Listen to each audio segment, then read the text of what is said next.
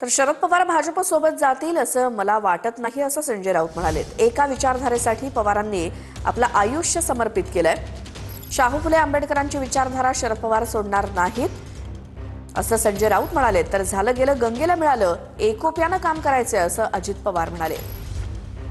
इथं हिंजवडीला IT park कोणी आणलं? आदरणीय पवार साहेबांनी आणलं।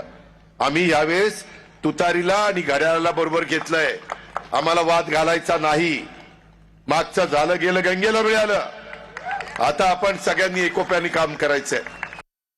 मला तसं वाटत नाही की शरद पवारांनी ज्या प्रकारचं आयुष्य, राजकीय जीवन एका विचारधारेसाठी समर्पित केलेलं आहे, हा शाहू फुले आंबेडकर, त्या विचारधारेला सोडून शरद पवार वयाच्या 86व्या वर्षी भारतीय जनता पक्षाबरोबर जातील असं मला सुतराम वाटत नाही, अजिबात वाटत नाही।